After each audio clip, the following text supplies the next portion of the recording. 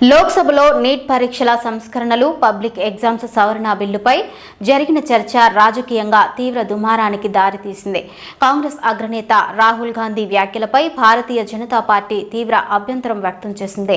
విద్యార్థులను ఉద్దేశించి అవమానకర వ్యాఖ్యలు చేశారని ఆరోపిస్తూ బీజేపీ తెలంగాణ రాష్ట్ర అధ్యక్షుడు ఎన్ రామచంద్రరావు ఘాటుగా స్పందించారు. రాహుల్ గాంధీ దేశ విద్యార్థులకు బేషరతుగా క్షమాపణ చెప్పాలని డిమాండ్ చేశారు. అంతేకాదు తెలంగాణ ఉద్యమం, విద్యార్థుల త్యాగాలు, కాంగ్రెస్ పార్టీ వైఖరిపై కూడా తీవ్ర విమర్శలు గుప్పించారు. ఈ వ్యవహారంలో కాంగ్రెస్ పార్టీ విద్యార్థులకు, దేశ ప్రజలకు సమాధానం చెప్పాలని బీజేపీ డిమాండ్ చేసింది. రాహుల్ గాంధీ వ్యాఖ్యలు దేశ యువతను అవమానించేలా ఉన్నాయని, వెంటనే బేషరతుగా క్షమాపణ చెప్పాలని ఎన్ రామచంద్రరావు స్పష్టం చేశారు. విద్యార్థులని రాహుల్ గాంధీ ఈడియట్ అనే మాట సంబోధించడం అనేది భారతీయ జనతా పార్టీ తప్పడుతూ ఉంది. విద్యార్థులు అంటే ఇంత చులకనతనం అయిపోయింది.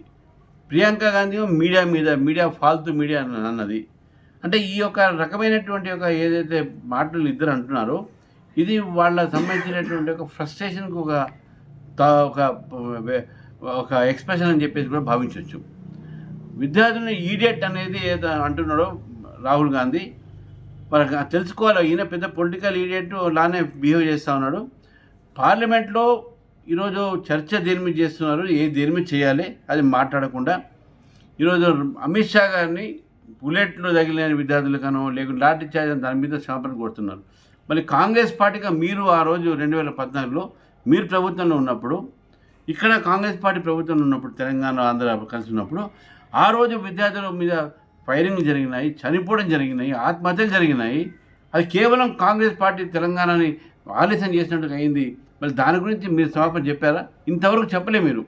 అసలు ఇంతమంది వేలాది మంది విద్యార్థుల చావు కారణమైంది కాంగ్రెస్ పార్టీ చెప్పట్లేదు. ప్రియాంక గాంధీ వచ్చి యువ డిక్లరేషన్ చేస్తుంది.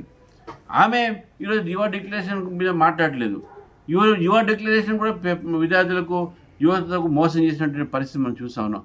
కాబట్టి ఈరోజు రాహుల్ గాంధీ, ప్రియాంక గాంధీ, రేవంత్ రెడ్డి కూడా, ఎందుకంటే ఇక్కడ విద్యార్థులకు మోసం చేశారు కాబట్టి వీటన్నిటిని కూడా దృష్టిలో పెట్టుకొని భారతీయ జనతా పార్టీ రాహుల్ గాంధీ చేసినటువంటి ఒక ఏదైతే వ్యాఖ్యలు ఉన్నాయో ఆర్ఎస్ఎస్ వల్ల విద్యార్థి మంత్రి నడుస్తున్నాడు అంటే ఇటలీ చేయబట్టి కాంగ్రెస్ పార్టీ నడుస్తుందా? ఏం మాట్లాడతాడో ఆయన అర్థం కాదు నాకు. ఈరోజు ఇటువంటి ఒక వ్యాఖ్యలతో ఫ్రస్ట్రేషన్ బయటపడతా ఉంది.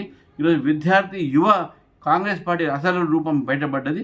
విద్యార్థులను ఈడియట్ అంటారు, ఇంకోరు మీడియాని ఫాల్తూ అంటారు. ఇవన్నీ రకాలైనటువంటి కాంగ్రెస్ పార్టీని ఈరోజు ఎండబెట్టాల్సిన అవసరం ఉన్నది. వాళ్ళు ప్రజలకు క్షమాపణ చెప్పాల్సిందిగా భారతీయ జనతా పార్టీ డిమాండ్ చేస్తూ ఉంది.